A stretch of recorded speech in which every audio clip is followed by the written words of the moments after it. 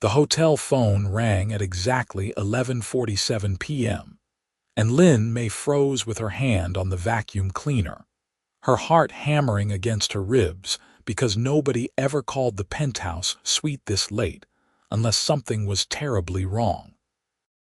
She had been cleaning the luxury suite on the 42nd floor of the Grandview Hotel for 3 months now, always during the night shift when guests were either out or asleep, always moving like a ghost through marble bathrooms and silk-sheeted bedrooms.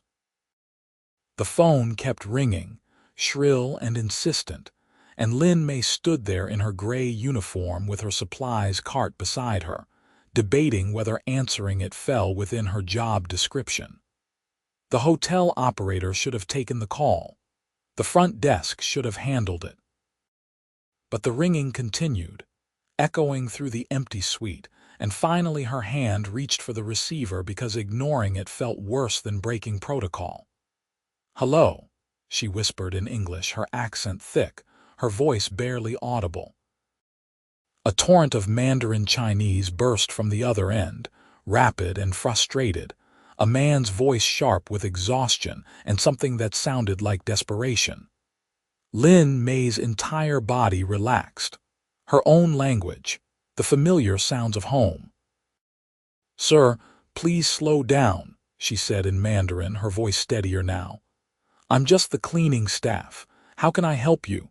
"Thank God," the man said, and she could hear him exhale. "I've been trying to reach anyone who speaks Mandarin for the past hour. The front desk keeps transferring me to voicemail. I'm the guest in suite 4205. I'm arriving tomorrow morning at 6, but my assistant made a mistake with my reservation. I have critical meetings starting at 8, and I need to confirm that everything is prepared. My documents should have been couriered to the room. Blue folder. Have you seen it?" Lin Mei glanced around the immaculate suite she had been cleaning. She had noticed a blue folder on the desk earlier, had carefully dusted around it. "Yes, sir. There's a blue folder on the desk by the window. Can you check if it has my name on it? Chen Y. The label should say Chen Y." She walked to the desk, her worn sneakers silent on the plush carpet. The folder was exactly where she remembered, and she picked it up with careful hands. "Yes, sir. It says Chen Y. There are many documents inside." The relief in his voice was palpable. "You have no idea how much stress you just eliminated. I'm finalizing a major acquisition, and without those contracts, tomorrow would have been a disaster. What's your name?" "Lin Mei, sir." She felt strange giving her name to a guest, strange having this conversation at all. She was supposed to be invisible. "Lin Mei," he repeated. "You're from mainland China." "Yes, sir, Beijing originally. I've been in America for 2 years. Your Mandarin is beautiful, clear Beijing dialect." "I'm from Shanghai myself, but I spent years in Beijing for business school." He paused, and when he spoke again, his voice had softened. "It's late. I'm sorry I interrupted your work. Thank you for answering. Thank you for checking on the documents." "It's no trouble, sir." "Is there anything else you need for tomorrow?" "Just that the room is ready. My flight lands early, and I'll probably go straight to sleep for an hour before the meetings start." "The room is perfect, sir. I'll make sure everything is exactly right." "Thank you, Lin Mei, truly." The line went dead, and Lin Mei stood there holding the receiver, feeling the strangest warmth in her chest. It had been so long since anyone had spoken to her in Mandarin with that particular cadence, that educated Beijing accent mixed with Shanghai sophistication.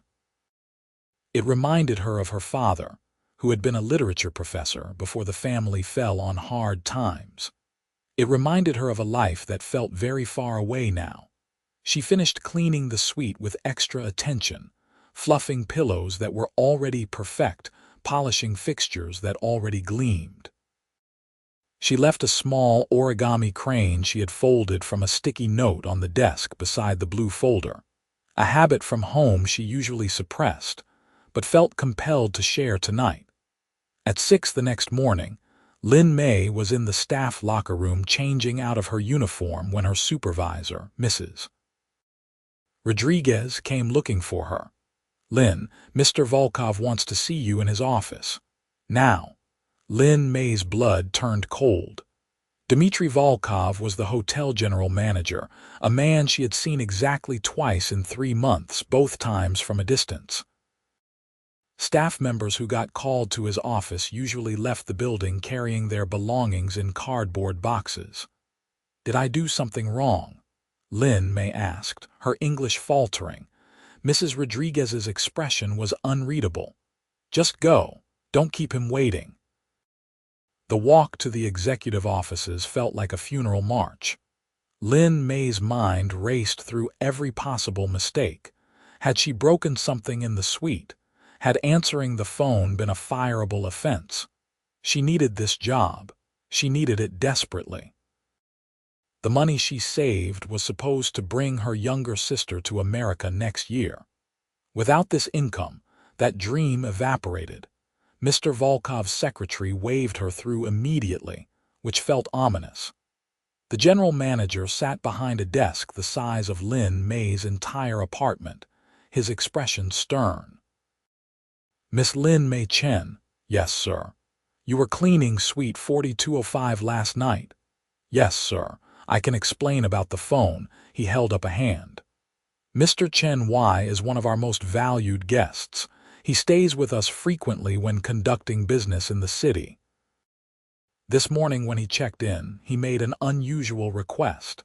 He wants you assigned as his personal suite attendant for the duration of his stay." Lin Mei blinked. "I'm sorry." He was quite specific. "He wants you and only you servicing his suite.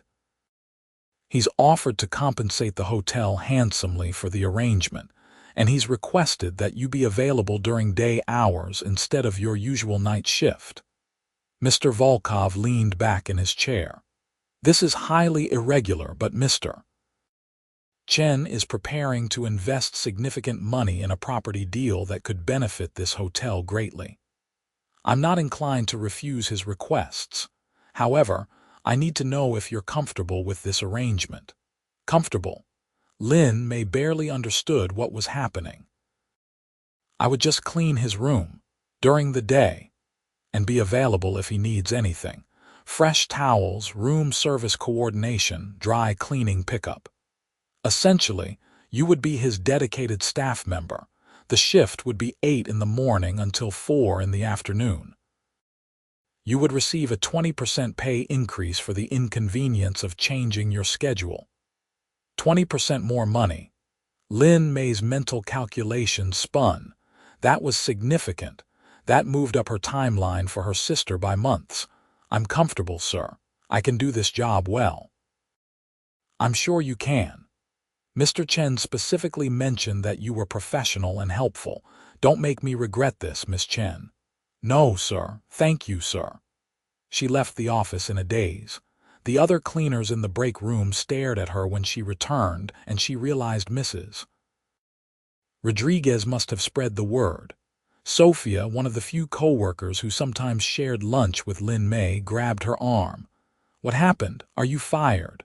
"No, I'm assigned to a guest. Special assignment." "Which guest?"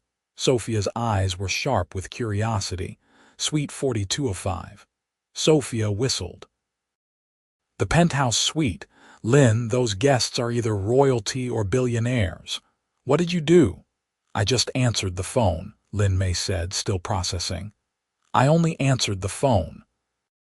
She went home to her tiny studio apartment in a converted building 40 minutes away by bus, but she couldn't sleep despite the exhaustion pulling at her bones.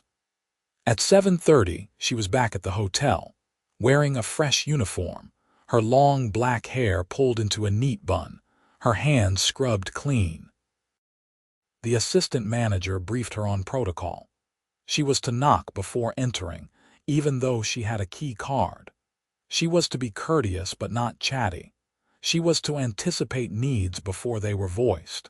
She was given a pager that Mr. Chen could use to summon her if necessary. At 8:15, she knocked on the suite door, her heart pounding so hard she felt lightheaded. "Come in," a voice called in English. Lin Mei entered and saw him for the first time. Chen Wai stood by the floor-to-ceiling windows overlooking the city, one hand holding a phone to his ear, the other gesturing as he spoke rapid Mandarin to whoever was on the line.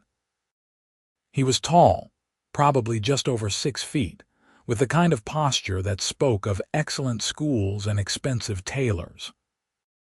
His black hair was styled with casual precision, and even in the simple white dress shirt and dark slacks he wore, he radiated the particular confidence of someone accustomed to being the most powerful person in any room. He looked to be in his early 30s, with strong features that were handsome in an austere, serious way.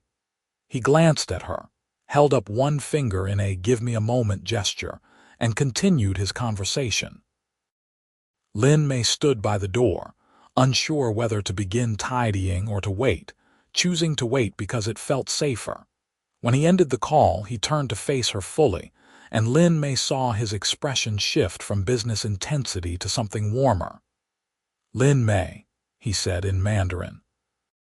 "Thank you for coming." "Of course, sir. I'm here to help with whatever you need." She kept her eyes respectfully lowered, falling into the patterns her grandmother had taught her about deference to social superiors. "Please look at me when we speak," he said gently. "I'm not an emperor and you're not a servant. You're a professional doing a job." She raised her eyes and immediately wished she hadn't, because meeting his gaze felt like touching a live wire.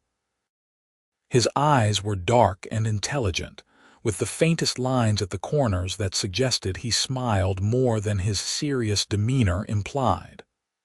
"I wanted to thank you in person for last night," he continued. "You probably don't realize how important those documents were. I'm acquiring a chain of boutique hotels across the Pacific, and the contracts needed to be reviewed before my 8 o'clock meeting. Without your help, I would have spent the night panicking instead of sleeping. I'm glad I could help, sir. Chen Wai. Please call me Chen Wai." "That would be inappropriate, sir." A smile tugged at his mouth. "Stubbornly polite, all right, compromise. When we're alone and speaking Mandarin, Chen Wai. When others are present or we're speaking English, sir. Does that work?" Lin Mei hesitated, then nodded. It felt dangerous, this informality, but refusing seemed worse. "Good. I found your origami crane. Do you fold these often?" Heat flooded her cheeks. "It's a bad habit from home. I apologize. It was unprofessional." "It was charming. My grandmother used to fold cranes. She said each one carried a wish." He picked up the small paper crane from where it sat on the desk, turning it gently in his fingers. "What did you wish for?" "I didn't wish, sir. I just folded." "Liar," he said, but his tone was amused rather than accusatory. "Everyone wishes." Before she could respond, his phone rang again and he grimaced. "I have to take this. Please make yourself comfortable. There's coffee from room service I haven't touched. Help yourself." He moved into the suite's bedroom, closing the door partially for privacy, and Lin Mei was left alone in the vast living area. She certainly wasn't going to drink his coffee. Instead, she began her work, moving quietly through the space, resetting it to perfect order. She could hear the murmur of his voice from the bedroom, sometimes sharp with authority, sometimes warm with what sounded like affection. Family, perhaps, or close friends, this became the pattern of her days. She would arrive at 8, and Chen Wai would usually be in the middle of phone calls or video conferences, conducting business in Mandarin, English, and occasionally Japanese. She learned to move around him like water, invisible but always present, replacing his coffee before it grew cold, ensuring his shirts were ready when he needed them, managing the steady stream of couriers and deliveries that arrived for him. He was unfailingly polite, thanking her for every small service, asking her opinion on things that shocked her. Which tie looked more professional? whether the restaurant he was considering for a business dinner had good reviews. When they were alone, he spoke to her in Mandarin, asking careful questions about her life. She revealed little at first, protecting herself, but Chen Wai was patient and perceptive. By the third day, she had mentioned her sister. By the fifth day, she had admitted she was studying online for a hotel management certificate, taking classes late at night after her usual shifts ended. By the seventh day, she had laughed at one of his dry observations about a particularly pompous business partner, and the sound of her own laughter startled her. "You should do that more often," Chen Wai said, looking up from his laptop. They were alone in the suite during the afternoon lull, and he had been working at the desk while she organized the closet. "Do what?" Lin Mei asked. "Laugh, smile. You're always so serious. I'm working. You're allowed to be human while you work." He closed his laptop, giving her his full attention. "Tell me something. Why did you come to America?" The question was more personal than he usually ventured, and Lin Mei found herself answering honestly. "My father died 3 years ago. He had been a professor, but he got sick, and the medical bills destroyed everything we had. My mother works, but she can barely support herself and my sister. I came here because I could make more money, send more home. My sister wants to study art. She's talented. She deserves the chance my father would have given her if he had lived." Chen Wai was quiet for a long moment. "That's a heavy burden for one person to carry." "It's not a burden, it's love. Love can be both." She didn't know how to respond to that, so she returned to folding his shirts, but she felt his gaze on her, thoughtful and assessing. On the 9th day, Chen Wai invited her to have lunch with him. "I can't, sir. It wouldn't be appropriate." "I'm not asking you on a date, Lin Mei. I'm asking you to share a meal because I'm tired of eating alone and you never stop working long enough to eat properly. I've seen you. You drink water and maybe nibble on a granola bar. That's not lunch. I eat after my shift. Humor me, please." The please did it. She sat awkwardly on the edge of the sofa while he called room service and ordered in Mandarin, choosing dishes she recognized from home, comfort food that made her chest ache with nostalgia. When the cart arrived, he served her himself, ignoring her protests, and they ate together by the windows overlooking the city. "Tell me about Beijing," he said. "What do you miss most?" "The parks in autumn," she said quietly. "My father used to take us to Beihai Park to see the leaves change. He would recite poetry while we walked. He knew hundreds of poems by heart." "What kind of poetry?" "Classical. Tang Dynasty mostly. Du Fu was his favorite." Chen Wai smiled. "A man of excellent taste. Do you remember any?" She recited a few lines in Mandarin, the words flowing like a river she had dammed for too long. When she finished, Chen Wai was staring at her with an expression she couldn't decipher. "Your accent is extraordinary," he said. "It's educated, refined. You could work as a translator and interpreter." "Why are you cleaning hotel rooms?" "Because my English is not as good as my Mandarin, and translators need credentials I don't have. Cleaning pays immediately. It asks no questions about my education or my background. I can do it while I study for something better." She met his eyes defiantly. "There's no shame in the work I do." "I didn't mean to suggest there was. I apologize. I only meant that you're capable of more. Capability means nothing without opportunity." "That's fair," he acknowledged. "But what if opportunity presented itself? Would you take it?" "That depends on the opportunity." He seemed about to say something, then changed his mind, turning his attention back to his food. But the air between them felt charged, electric with something unspoken. That night, Lin Mei lay in her narrow bed and admitted to herself what she had been denying for days. She was developing feelings for Chen Wai.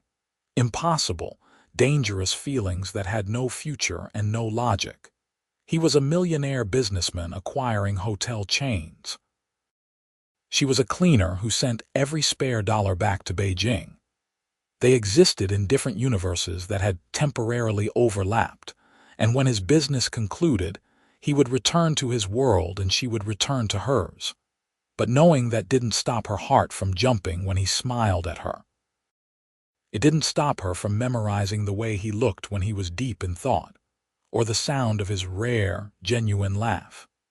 It didn't stop her from wishing, despite all her practical sense, that she was someone different, someone who could exist in his orbit without it being a fantasy. On the 12th day, everything shifted. Lin Mei arrived at her usual time to find Chen Wai in a state she had never seen before. He was pacing the suite, his hair disheveled as though he had been running his hands through it, his shirt partially unbuttoned, his phone gripped so tightly in his hand that his knuckles were white.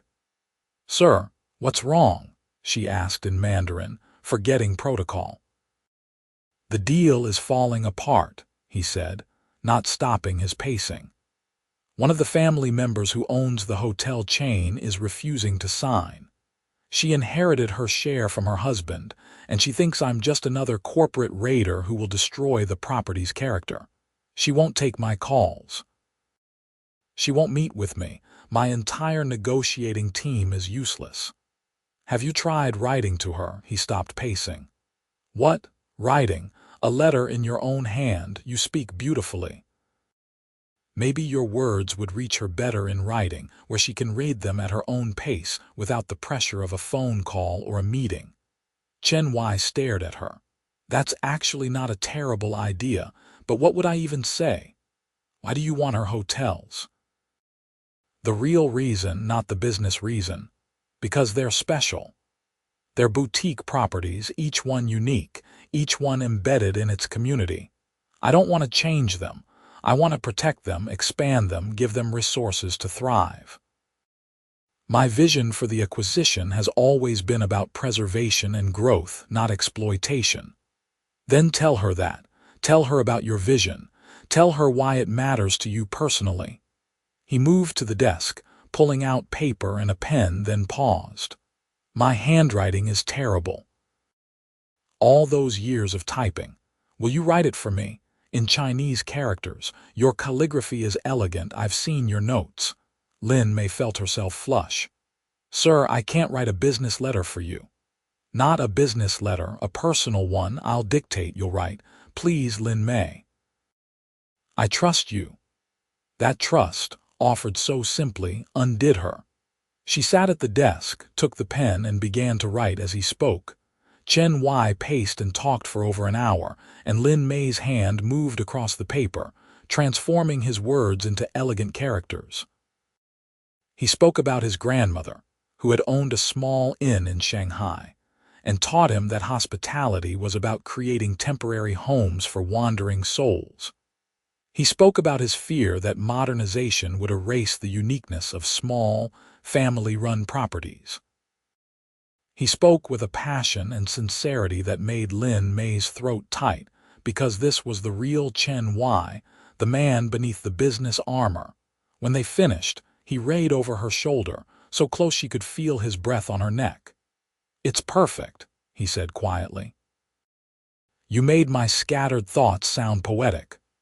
I only wrote what you said. You made it beautiful." She turned to look at him and found his face inches from hers. Neither of them moved.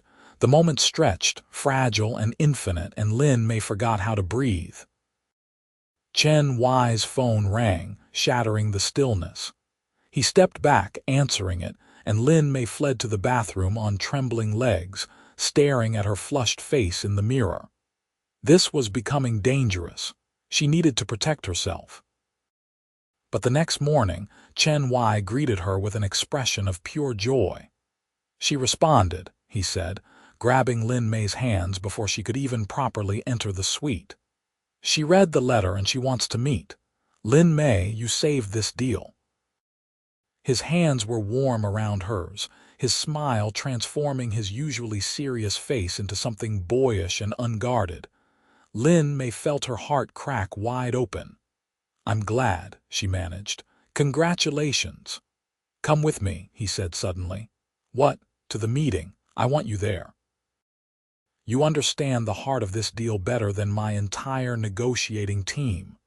Sir, I can't. I'm not part of your business. You're not just anything, he interrupted, his voice intense. Come with me, please. She should have said no. She should have maintained the boundaries that kept her safe. But she was tired of being safe, tired of living small, and when Chen Wai looked at her like that, like she mattered, she couldn't refuse. The meeting was in a tea room in Chinatown, a small, elegant space that smelled of jasmine and nostalgia. The widow, Mrs. Liu, was a woman in her 60s with sharp eyes and a sharper mind. She greeted Chen Wai coolly, then turned her attention to Lin Mei. You wrote the letter, she said in Mandarin. It wasn't a question. I wrote the words Mr. Chen spoke, Lin Mei replied carefully. Your calligraphy is educated. Where did you study? My father taught me. He was a professor of literature in Beijing. Mrs. Liu's expression softened fractionally. Sit, both of you. What followed was not a typical business negotiation. Mrs. Liu asked about Chen Wai's grandmother, about his childhood memories of the inn, about his intentions for her late husband's properties. But she directed half her questions to Lin Mei, asking about her understanding of hospitality, about her own experiences as a guest and as staff.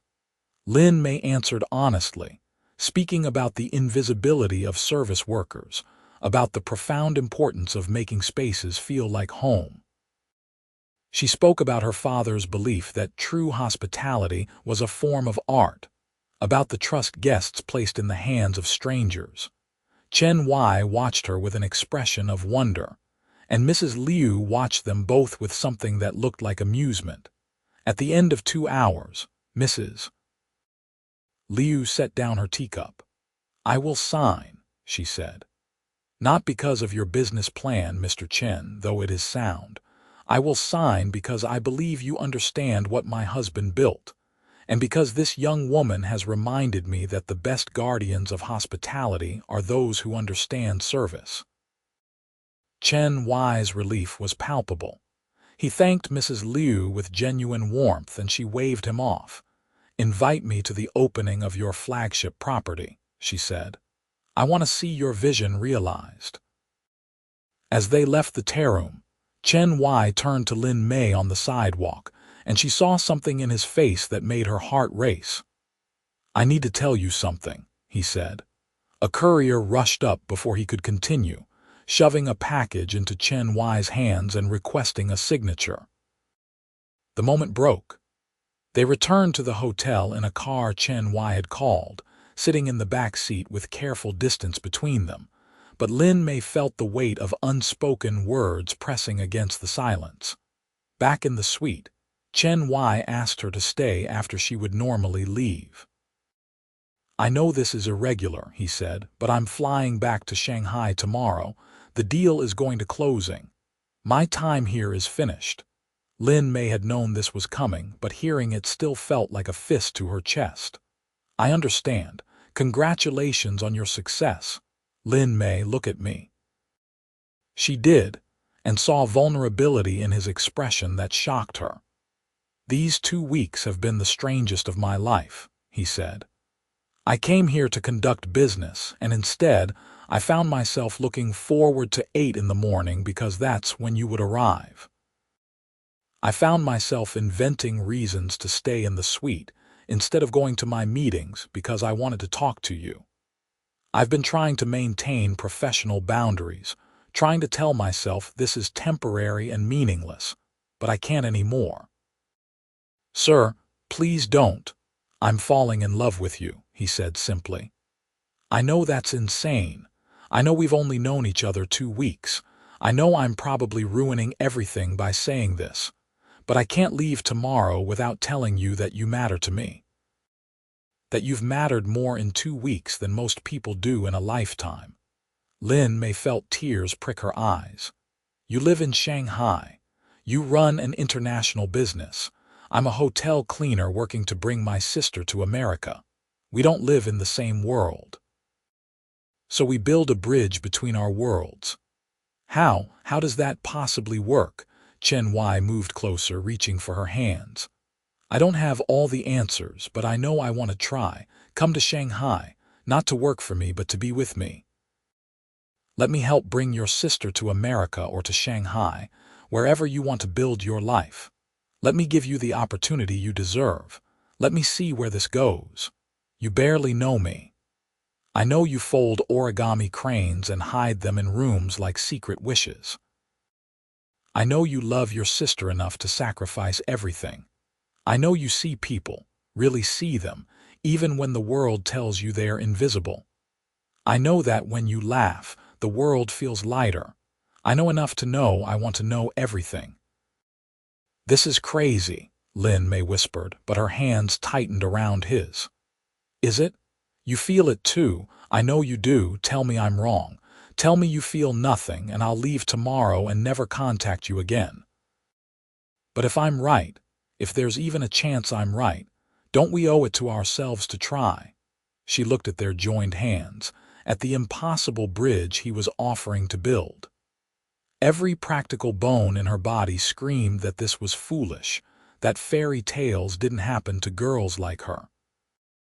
But her heart, her treacherous, hopeful heart, remembered her father's poetry about courage and love and the chances we must take to truly live.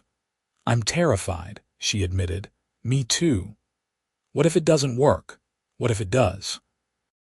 She looked up at him, at this man who had somehow seen her when she spent her life trying to be invisible, and she made a choice that felt like jumping off a cliff. Okay, she breathed. Let's try. Chen Wai's smile was incandescent. He cupped her face in his hands, and when he kissed her, soft and reverent and full of promise, Lin Mei felt like she was falling and flying at the same time. They spent that last evening talking, really talking, about logistics and fears and hopes.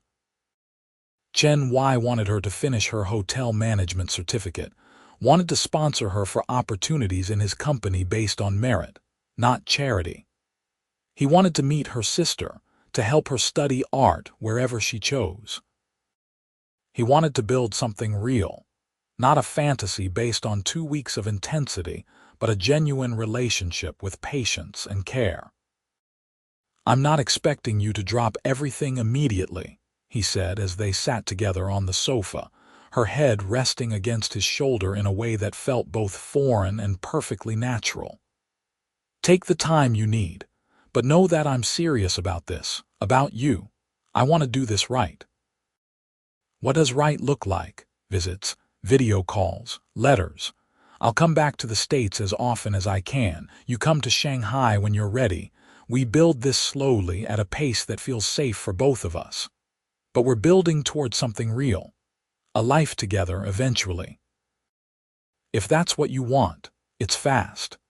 Yes, but some things you just know. My grandmother used to say that souls recognize each other. I think ours did that night you answered the phone. Lin Mei tilted her face up to kiss him again, longer this time, deeper, tasting the future on his lips. The next morning, saying goodbye at the hotel entrance was harder than she anticipated. Chen Wai held her close, not caring who saw, and Lin Mei let herself be held, storing the feeling away for the lonely nights ahead. I'll call you tonight, he promised. Shanghai time. I'll answer. I know you will, he smiled, tucking a strand of hair behind her ear. Keep folding your cranes, Lin Mei, keep wishing. Your wishes are coming true. She watched his car disappear into traffic, then returned to the hotel, where her supervisor was waiting with a strange expression. Mr. Chen left something for you at the front desk. It was an envelope. Inside was a letter in Chen Wai's terrible handwriting, making her smile through tears, and a bank check that made her gasp. It was enough to bring her sister to America immediately, to cover her first year of art school, to give Lin Mei herself breathing room to study and plan. The letter was simple. This is not payment. This is not charity. This is me investing in the future I want to build with you. Trust me. Trust us. That night when her phone rang at exactly the time Chen Wai promised, Lin Mei answered on the first ring. "Hi," she said, and heard his answering smile through the phone. "Hi, tell me about your day," and just like that they began. The next 3 months were a lesson in patient longing. Chen Wai called every day, sometimes twice a day, working around time zones and meeting schedules. They video chatted late into Lin Mei's nights, early in his mornings, showing each other their worlds. He introduced her to his office, his favorite restaurants, the view from his apartment overlooking Shanghai's glittering skyline. She showed him her tiny studio, the online classes she was taking, the park where she walked on her days off.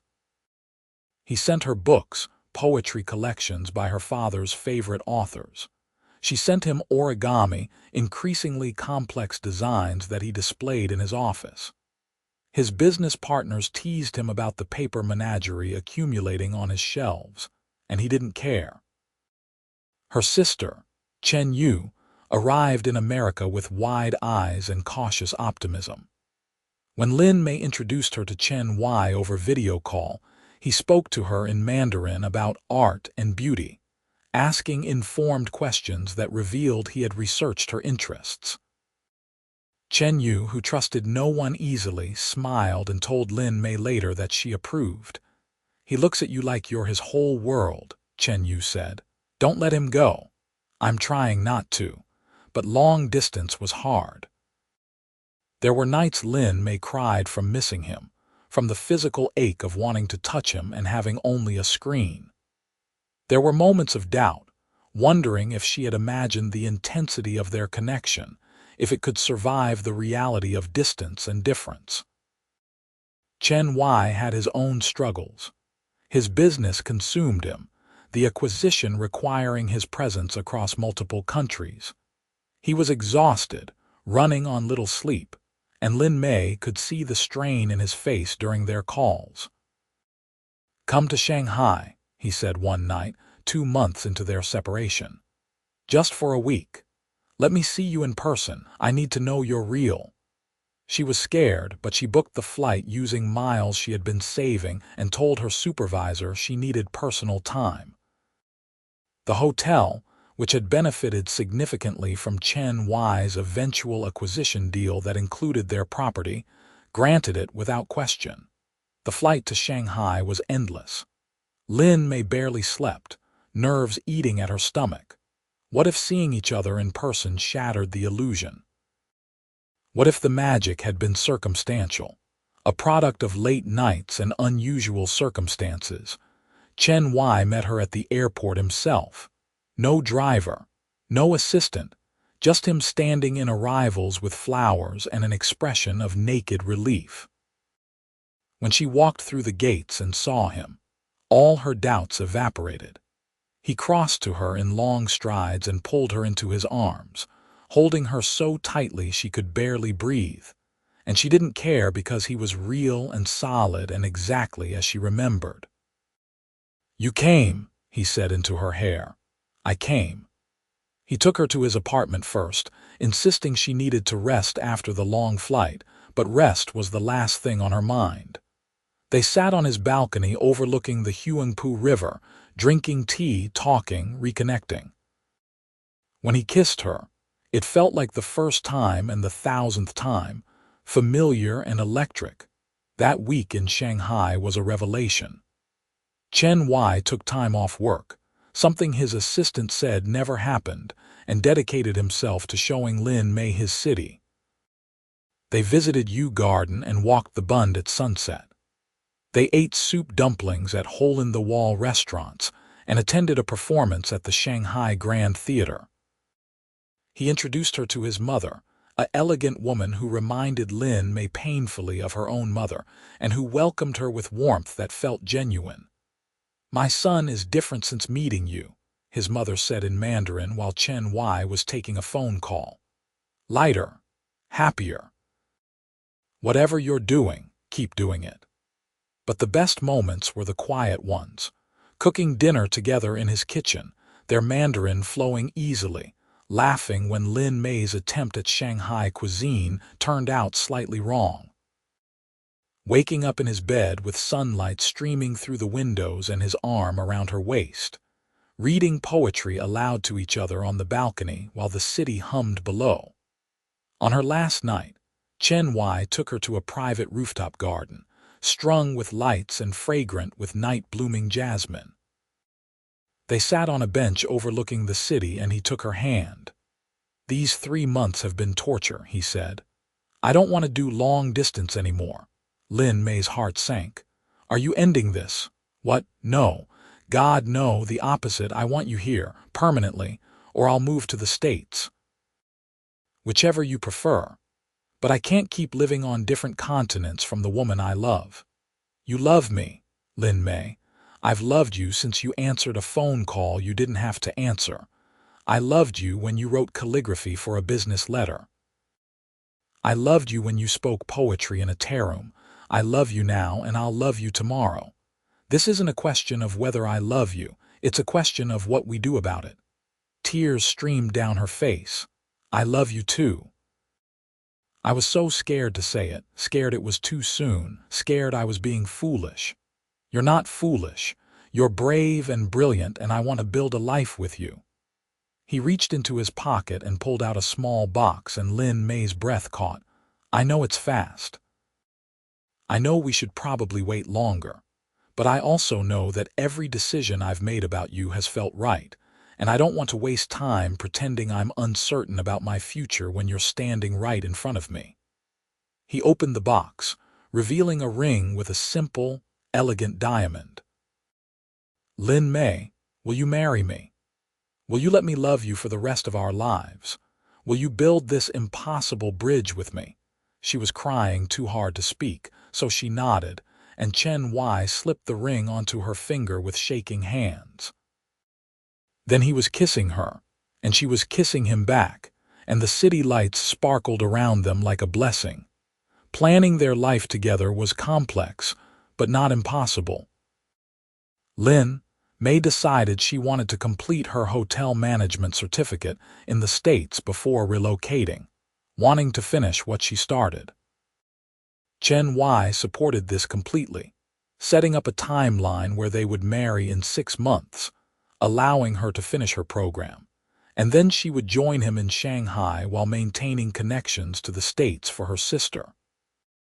Chen Yu would stay in America for her art studies, with Chen Wai's financial support given freely and gratefully accepted. They would visit often, and she would come to Shanghai for holidays. It wasn't perfect, but it was real, built on compromise and communication. Their wedding was small and perfect, held in a garden that reminded Lin Mei of the parks her father had loved.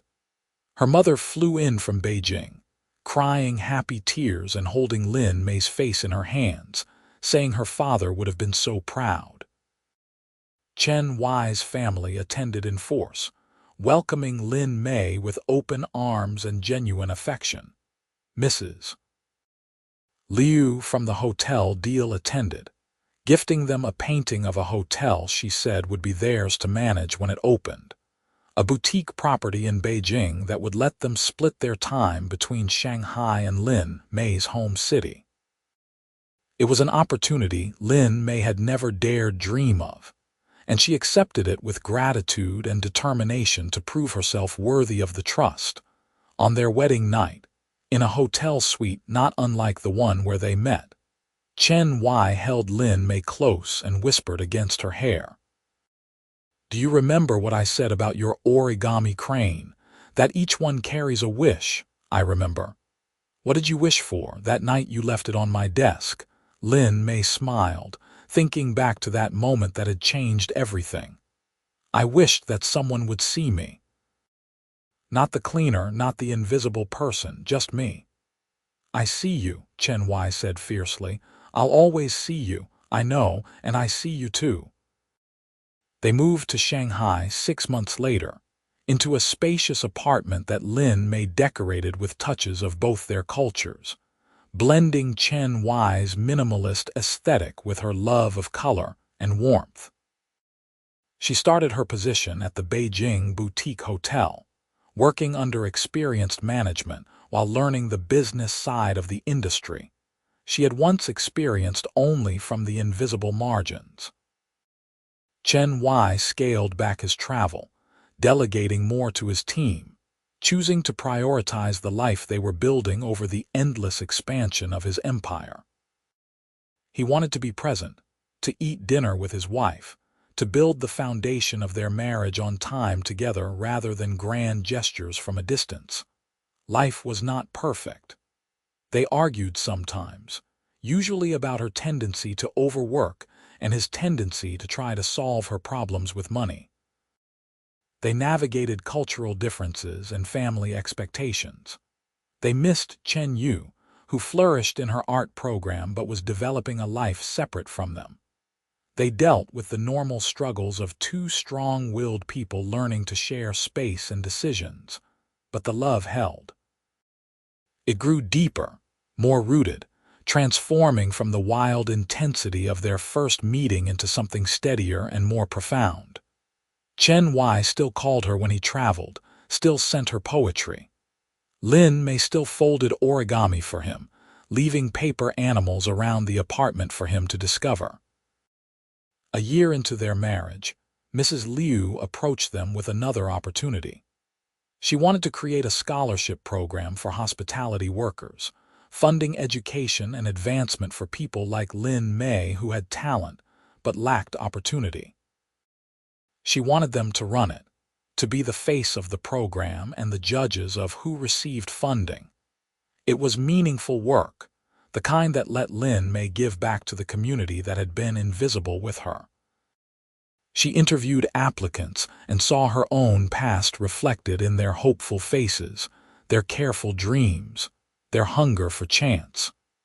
Chen Y watched her come alive in this work and fell in love with her all over again.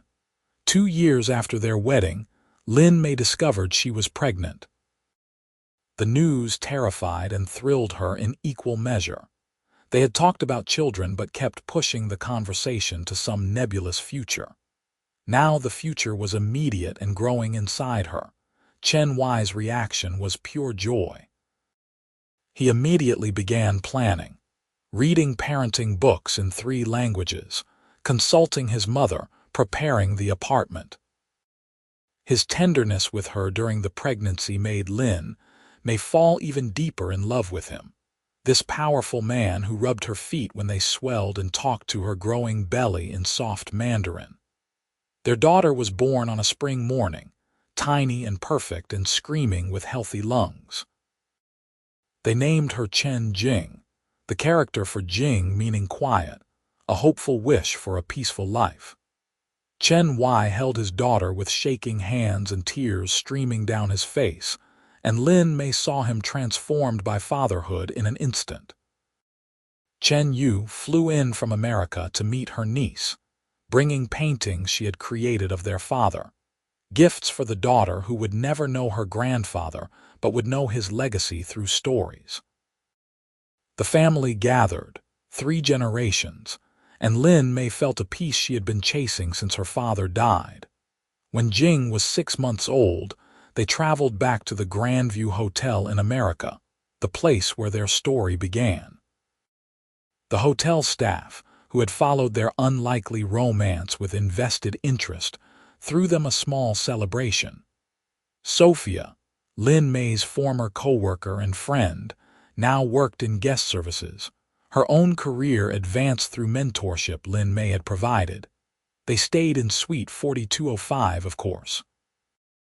Lin Mei stood by the window where she had first seen Chen Y, holding their daughter, marveling at the impossible journey that had started with a late-night phone call. Chen Y came up behind her, wrapping his arms around them both. "What are you thinking about?" "About wishes. About how I folded a paper crane in this room and wished someone would see me, and somehow the universe answered. The universe brought me the woman I needed," Chen Y said. "The woman I didn't know I was looking for." Do you ever wonder what would have happened if I hadn't answered the phone that night? No, he said firmly. I don't believe in that version of reality. I think our souls would have found each other somehow. Maybe it would have taken longer, maybe the path would have been different, but we would have arrived at the same place. Some things are inevitable. Lin Mei turned in his arms, careful not to disturb the sleeping baby, and kissed him softly. I love you. I love you too. Always. 3 years later, they opened their own boutique hotel in Beijing, the flagship property Mrs. Liu had promised them. It was an elegant blend of modern luxury and traditional Chinese hospitality, every detail carefully chosen to make guests feel seen and valued. Lin Mei oversaw the operations with skill earned through years of experience on both sides of the hospitality industry.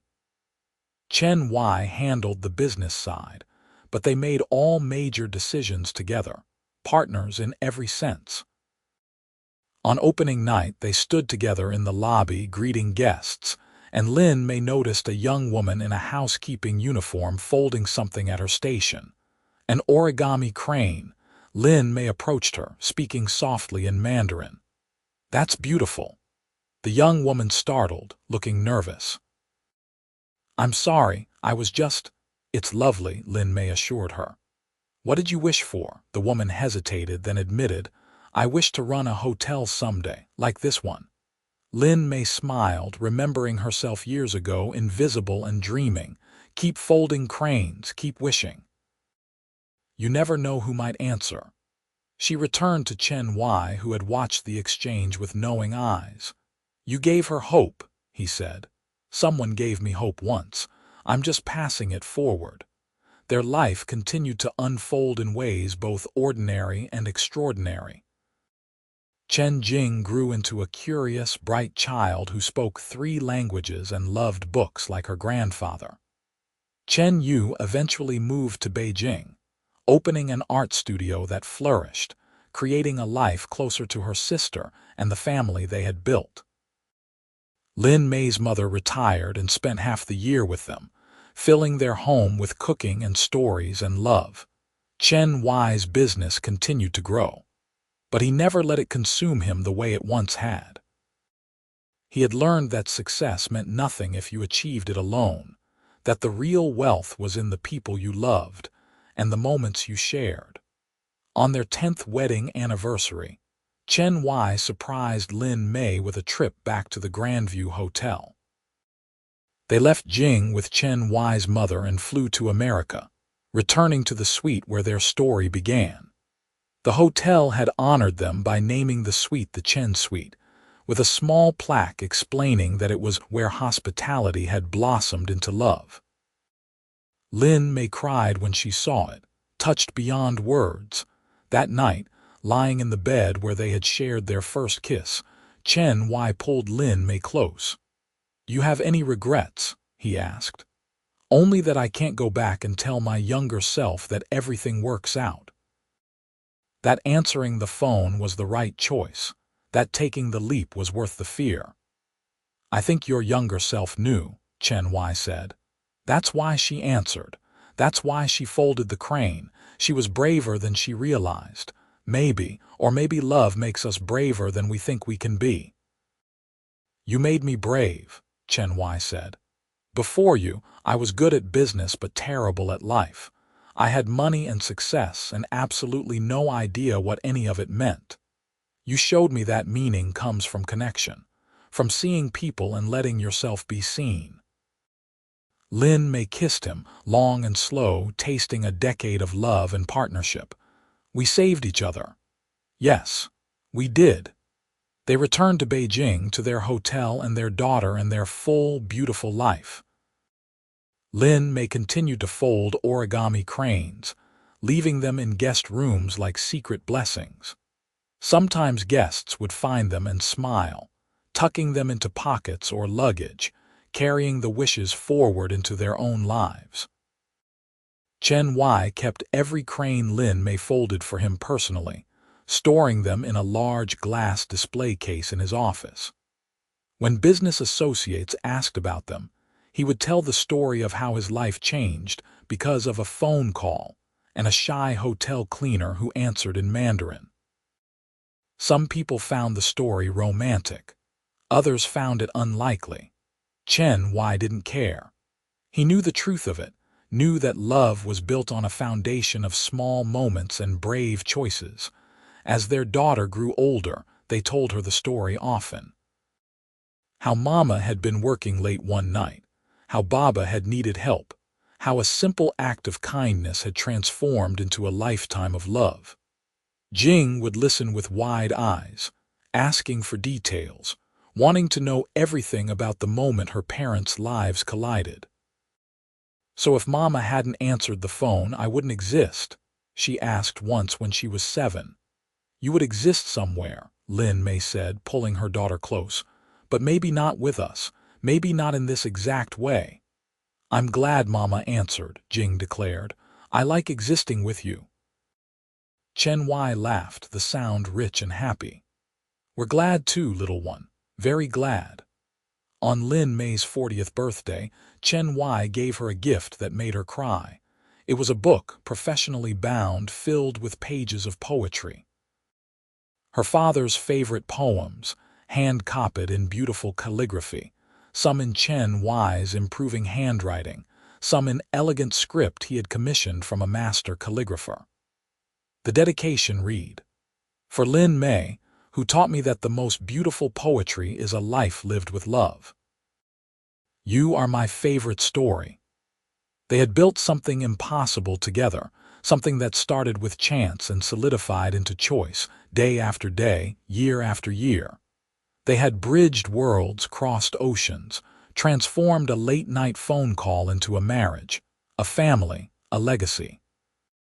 On quiet nights, when the hotel was running smoothly and their daughter was asleep, and the city lights of Beijing glowed outside their windows, Lin Mei and Chen Wai would sit together and remember. They would remember the beginning, that strange and magical time when they were just a guest and a cleaner, strangers who saw each other truly for the first time. And Lin Mei would think about wishes, about the power of small hopes folded into paper cranes. She had wished to be seen, and the universe had sent her not just sight but love, partnership, a whole life. She had wished for opportunity and received more than she ever dared imagine. But the wish that mattered most, the one she hadn't known to articulate that night in the hotel suite, was the wish for home. Not a place, but a person.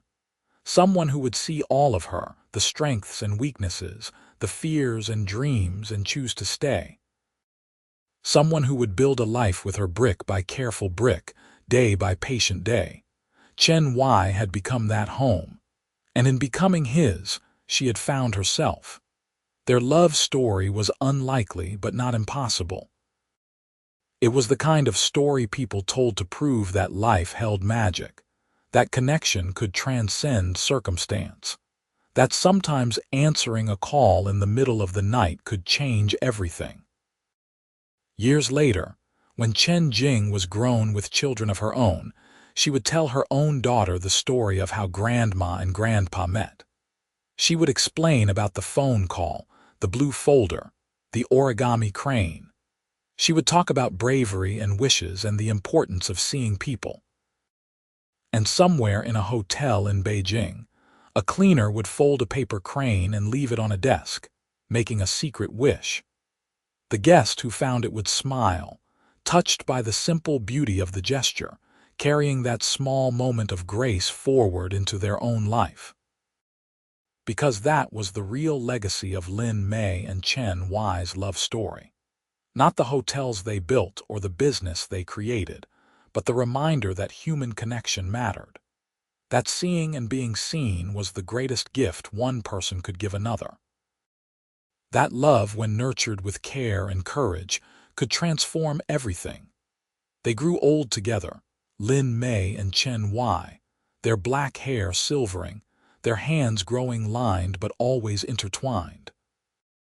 They traveled the world, visiting their hotels, meeting the staff, ensuring that every property maintained the values they held dear. They spoiled their grandchildren and celebrated their daughters' successes.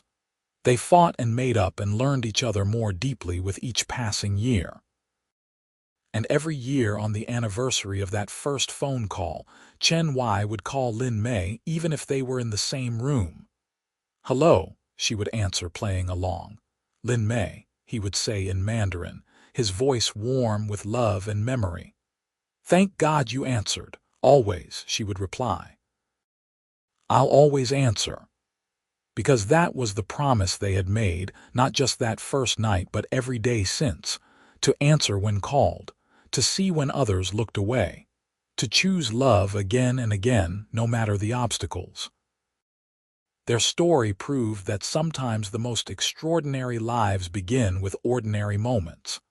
A phone ringing in an empty suite, a woman deciding to answer, two souls recognizing each other across distances of class and culture and expectation, and a wish folded into paper, released into the universe, coming true in ways more beautiful than either of them could have imagined. Lin Mei had been a shy hotel cleaner who answered a call in Chinese. Chen Wai had been a millionaire who sent for her the very next morning. But what they became together was so much more than those simple labels. They became partners, lovers, best friends. They became each other's home, and if that wasn't magic, Lin Mei often thought, then magic didn't exist. But she knew better. She had lived the magic. She was living it still, every single day, in the man who held her hand as they walked through the hotels they had built together, in the family they had created, in the wishes they continued to make and see come true. The story of Lin Mei and Chen Wai became legend in the hospitality industry, told and retold, inspiring countless others to see beyond social boundaries, to recognize that love and talent and worth had nothing to do with job titles or bank accounts. Their hotels became known for treating every staff member with dignity, for creating paths of advancement, for remembering that the people who made the beds and cleaned the rooms were human beings with dreams and stories. And somewhere in every property they owned, in a quiet corner, there was always an origami crane, a reminder, a wish, a promise that anyone could be seen, anyone could be valued, anyone's life could transform if they were brave enough to answer when opportunity called. Lin Mei had answered. And in doing so, she had found everything she never knew she needed, everything she never dared to want, everything that made life not just bearable but beautiful. She had found love, and that made all the difference.